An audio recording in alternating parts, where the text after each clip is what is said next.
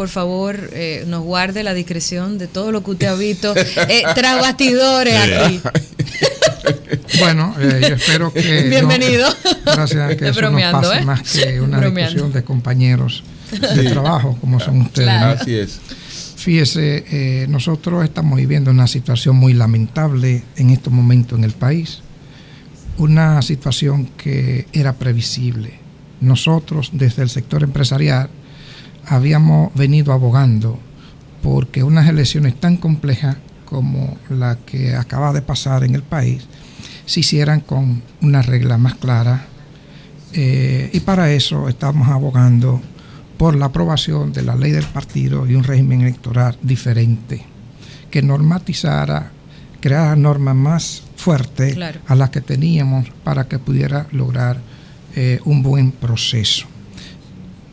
A nuestro entender, el proceso democrático en el país ha dado un retroceso con estas elecciones y eso es muy lamentable, muy lamentable. Eso afecta en todos los sentidos al país, empezando del sistema de partido político, donde prácticamente la democracia interna se ha negado en todos los partidos, hasta pasar por todas estas discusiones y todas estas situaciones que se han dado de irregularidades que no necesariamente podemos decir que fueron irregularidades direccionadas o sí, no, eso no lo sabemos. Producto probablemente de desorden y mala planificación incluso. Desorden. A nosotros siempre nos preocupaba una crisis postelectoral como esta, donde no hayan árbitro creíble para arbitrarla. ¿Usted cree que no hay árbitro creíble, que los actores que han tenido el papel? Bueno, es que todo el mundo está involucrado en una oposición u otra. Aquí parece que no hay nadie neutral. Pero esto es un problema muy complejo que nosotros esperamos que no se vuelva a repetir y que de esta experiencia que hemos estado pasando salgamos más fortalecidos y que impulsemos la reforma que este país necesita del sistema de partidos políticos, del sistema electoral. Si usted tuviera que hacer un llamado a los actores de este proceso, actuar con responsabilidad, actuar con responsabilidad, actuar con responsabilidad. Nosotros entendemos que el liderazgo político de este país hace mucho que no está actuando con responsabilidad. Que el que perdió acepte que perdió con dignidad, ¿no? ¿Verdad? Bueno, el que perdió, sobre todo si le están dando lo que tenía en las encuestas y algo más. Bueno, el que perdió claramente, dignamente, con la regla del juego cumplida, y si que si se contaron los votos y usted perdió, pues tiene que hartar esa regla de la democracia. La mayoría gana y las minorías se someten a la mayoría. Claro que la mayoría tiene que tener respeto también por los derechos de la minoría, claro. Pero yo pienso que lo que aquí no ha habido aquí ha habido un desorden mayúsculo con el problema del conteo de los votos. ¿Es necesaria una reunión del liderazgo político? Pero el desorden con el conteo de los votos, ¿en qué parte ha estado? Por la Bueno, lo primero es que nosotros empezamos a tecnificar algo que es muy importante, interesante, tecnificar todo este proceso electoral. Mientras menos manos le pongan la mano a todo el proceso, mejor. Pero parece que no hubo tiempo para implementar todo este sistema. O mucha gente no quería ver su realidad tan rápido, ¿no? Y puso los obstáculos para crear esta crisis postelectoral, porque por parte de la Junta hubo la intención de hacer un conteo electrónico. Ahora eso fue boicoteado porque se quería un conteo manual. Bueno, mire, yo no voy a entrar en esa materia de discusión. Vamos a remitirnos al informe de la OEA, que es muy claro. En la OEA está muy clara. ¿Qué dice el informe? Bueno, está todo ahí, ¿te entiendes? Una serie de recomendaciones y dice el jefe de UNASUR, que vino acá a observar las elecciones, Pastrana, el presidente Pastrana, que por el conteo manual se salvaron las elecciones. Es una visión de ellos como observadores. El conteo manual, pero la visión de él. Yo no estoy defendiendo aquí pero déjeme aclararle por qué se salvaron las elecciones. ¿Por qué él dice que se salvaron las elecciones? Porque él medió entre la Junta y los partidos. Y como los partidos condicionaron su apoyo final a la Junta Central Electoral a que hubiera conteo manual, pues eso él entendió que creó el clima para la celebración de las elecciones, pero luego lo que impusieron el conteo manual salen a criticar y acabar con el conteo manual como si no fuera una imposición de ellos mismos y como si ellos no fueran los culpables del mismo caos que crearon al imponer un conteo manual obsoleto que contamina totalmente un proceso, sobre todo en lo que tiene que ver con el voto preferencial. Mire, la lectura más importante de este proceso es que hay que fortalecer el sistema de partido, hay que ir a un régimen electoral diferente. Al llamado a la responsabilidad. Yo me sumo y además les recuerdo que en los 90 una de las principales preocupaciones del sector empresarial era la justicia.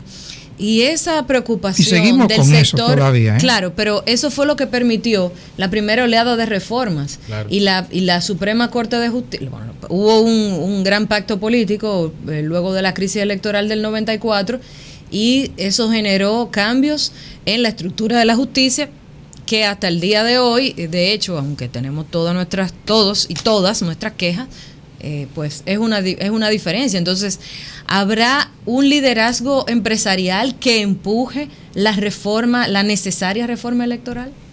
Mire, no simplemente la reforma electoral. O sea, nosotros estamos coordinando acciones para impulsar las reformas que este país necesita. Son reformas que tienen que estar encabezadas por el liderazgo político, pero si el liderazgo político no la hace, nosotros desde el sector empresarial tendríamos que y vamos a empujar ese liderazgo político para obligarlo de forma democrática de que asuma la responsabilidad con el país. Señores, aquí no se está entendiendo el momento en que vive el mundo y el momento en que está viviendo la República Dominicana. Nosotros somos una economía muy abierta. Estamos compitiendo en un mercado global donde tenemos acuerdos de libre comercio que afectan a 1.000 millones de consumidores. 500 con el EPA de Europa, 360 con el DERECAFTA, otros tantos con las islas y una economía muy informal pero muy impactante hacia Haití. Entonces, esa economía tan abierta también nos está impactando mucho. En lo político y en lo institucional. Nos está impactando en lo económico, pero si nosotros no hacemos las reformas estructurales que este país necesita ya, entonces vamos a seguir perdiendo competitividad. Y eso es lo que el sector, el liderazgo político no ha entendido su responsabilidad de impulsar esos cambios. Mire, nosotros en este momento estamos abogando por lo que le hemos llamado una revolución en términos fiscal. O sea, no es simplemente una reforma. Pero esa reforma fiscal no es para aumentar simplemente la presión tributaria. Necesitamos aumentar la presión tributaria, pero es alineación y balanceo. Sí, pero necesitamos poner más controles. Claro. Pero muchos más controles. Nosotros necesitamos... ¿Están de acuerdo con las exenciones? No. Aquí hay una serie de exenciones que necesariamente hay que quitarlas.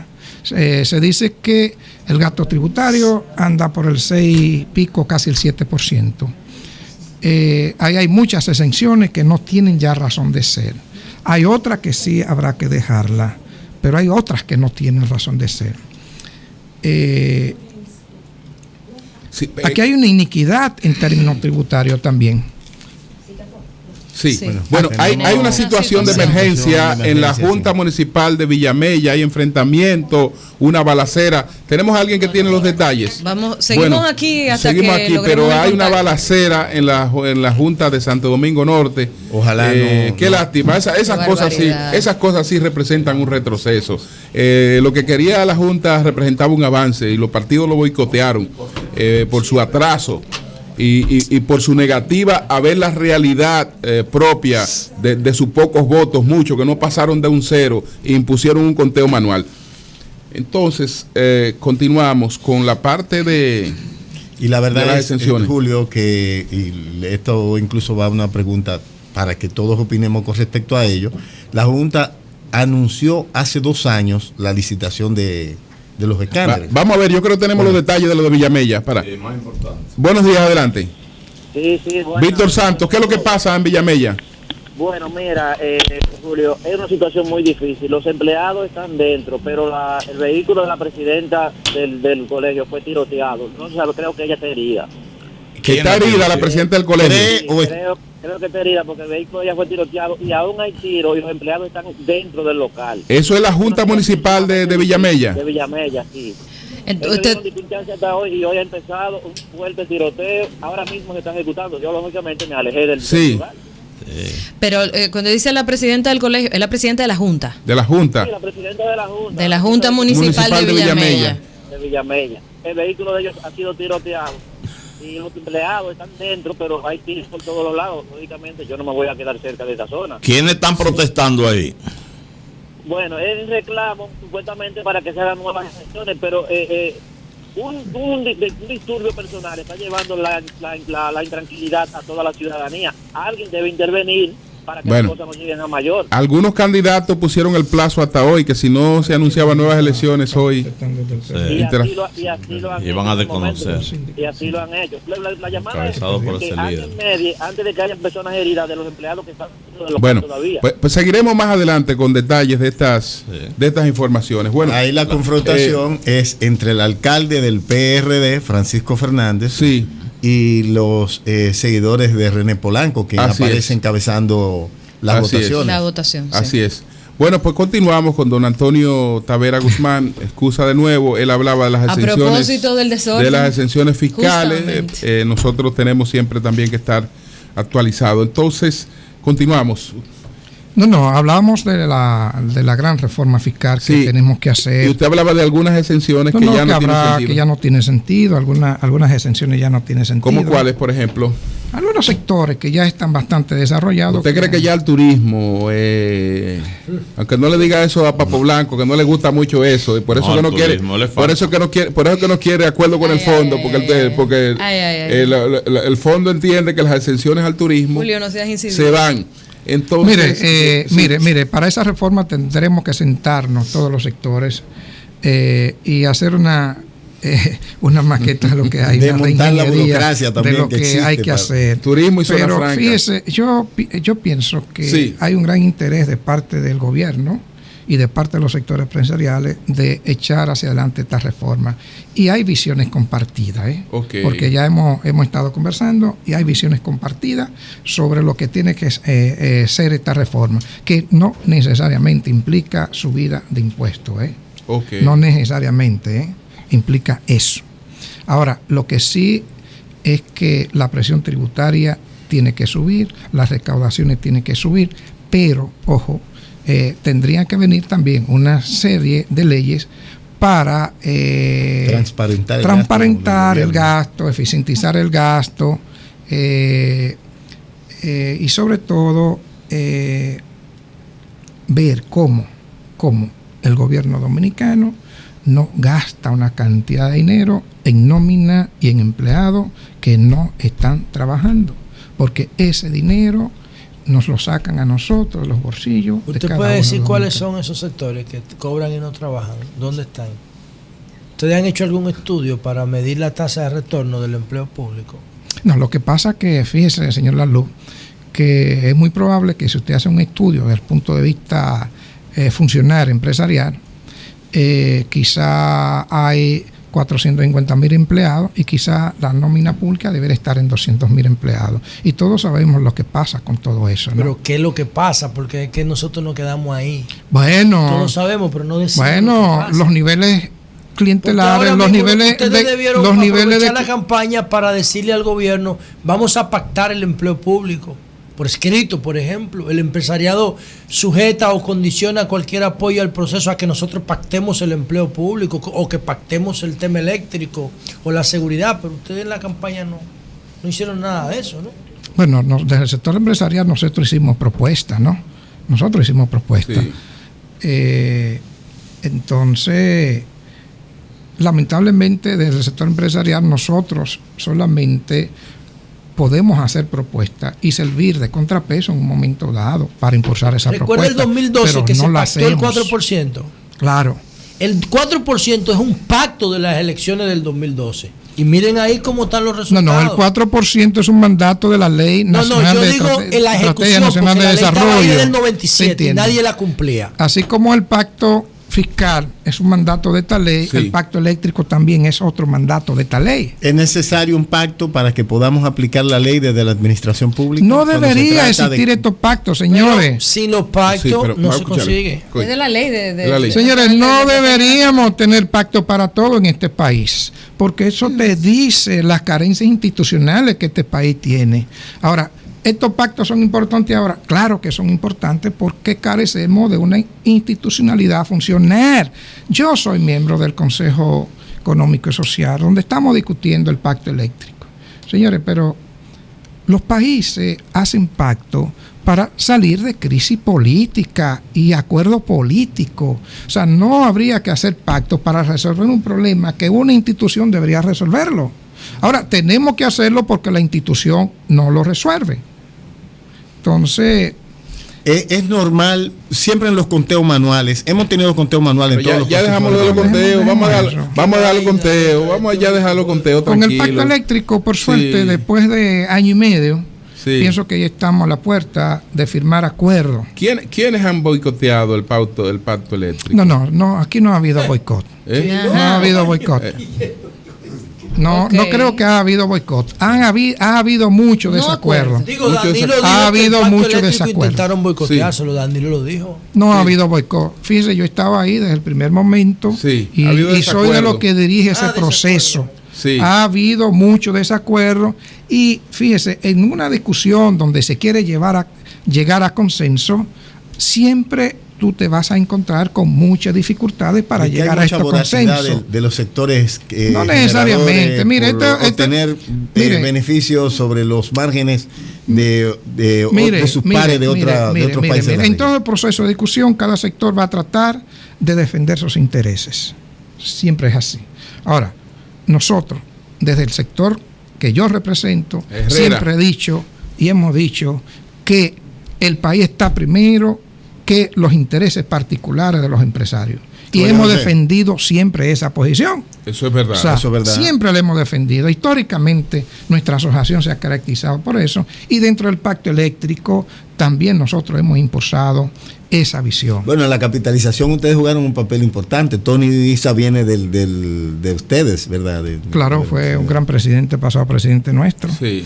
Mire, entonces pienso que lo que ha habido mucho desacuerdo, ahí se hicieron 8,000 propuestas, porque esto fue un proceso muy democrático, donde en cada provincia se hicieron sesiones, donde todo el mundo llevaba su propuesta.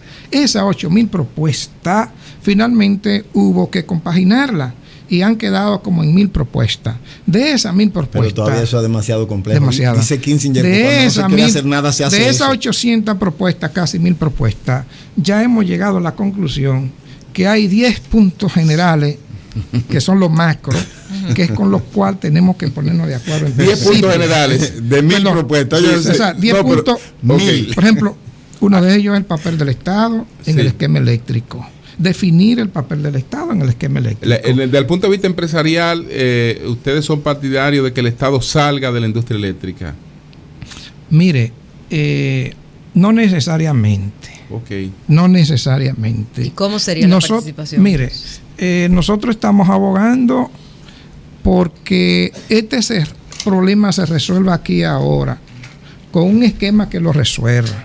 Históricamente se ha demostrado que el Estado ha sido ineficiente. No tiene que ser así, ¿eh? Pero aquí ha sido ineficiente el sector privado. También, pero el Estado. Eso no ha funcionado totalmente. Mire, lo correcto sería que el problema principal, el talón de Aquiles en estos momentos del sistema eléctrico, que son las sedes, que es donde se está perdiendo 1.200 millones de dólares al año, se estaba perdiendo ahora menos con la baja del petróleo, por un problema de carácter técnico, pérdida técnica y pérdida no técnica. La pérdida no técnica es la mala administración, la cantidad de empleos superfluos que hay ahí, el no cobro de la energía, el robo. El subsidio también.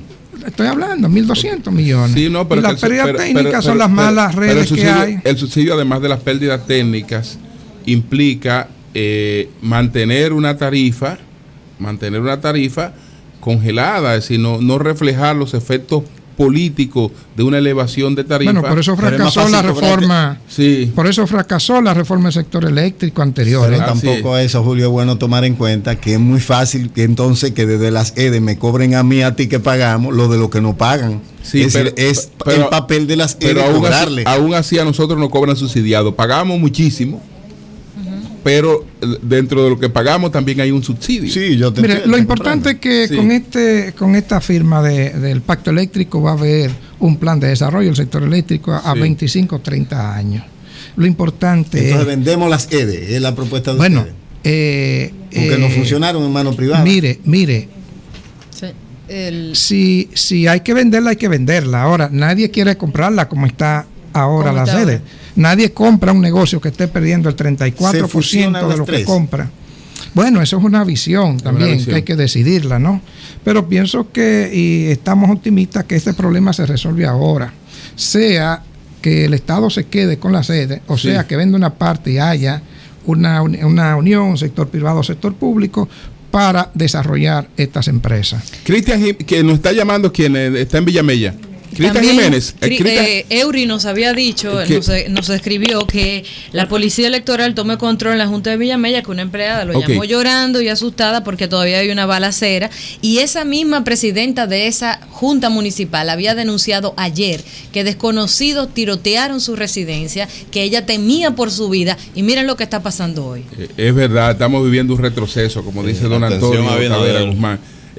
Buenos días, Abinader no tiene que ver con eso. Sí, buenos días. No, Cristian, fui yo. Escuchemos a Cristian Jiménez. Abinader no tiene que ver con eso. Soy yo. Cristian Jiménez, adelante. Sí, buenos días. Sí. Después que escuché la información que ustedes daban desde Villamella, hice una indagación y el informe de la Policía Electoral que llega a la Junta Central Electoral es que una persona desde una motocicleta lanzó una bomba de fabricación casera, pero dice que no está vinculada a las personas que están protestando, sino una persona en una motocicleta. Se han hecho varias redadas para ubicar a ese individuo o a quienes pudieran tener conexión con él. Esa es el informe preliminar de lo que ocurrió en Villamella. De lo que ocurrió en Villamella, que llega a sectores de la Junta Central Electoral. Bueno, pues muchas gracias, Cristian. Cómo no. Bye. Muchas gracias. Bueno, finalmente el Consejo Directivo del CONE estuvo ya la semana pasada visitando al presidente Medina, felicitándolo por su alto porcentaje. ¿Ustedes cuándo harán lo propio? Bueno, vamos a esperar que la Junta dé ganador al presidente. Hay que esperar que la Junta dé ganador al presidente. Todo indica que sí, que el presidente ganó con muy buena votación. Sí. Pero hay que esperar que la Junta lo diga. ¿Ustedes creen que el CONE entonces se adelantó? ¿Que el CONE no debió ir a felicitar al presidente antes de que fuera proclamado oficialmente por la Junta como ganador? No, necesariamente, es una decisión. O sea, dentro del sector, en el sector empresarial y el presidente existen buena comunicación. Mientras tanto están tirando bombas en la Junta. Qué bueno. Claro. Y quemando bombas. Esperamos, Antonio, que tengamos otra conversación, un día menos accidentado, para que podamos. Porque no hemos tocado los temas importantes del país, los retos que tiene el próximo gobierno, que son bastantes. Así lo haremos. Sobre todo en términos institucionales, en términos de organización del transporte, en términos de salud pública, en términos del mercadeo del país a nivel internacional. Dos promesas: estaremos menos agitados y usted esperará menos tiempo. Está bien, muchas gracias. Y ojalá haya menos de 1,000 propuestas, y ya se haya reducido a 10 o a 8, porque 1,000 es como fuera de toda la. Eran 8,000. Gracias, Antonio Tavera Guzmán. 8,000 propuestas. Entonces vamos a programar para que él regrese pronto, y entonces hablemos de esos temas importantes que hoy no podemos tratarlo. Cambio fuera.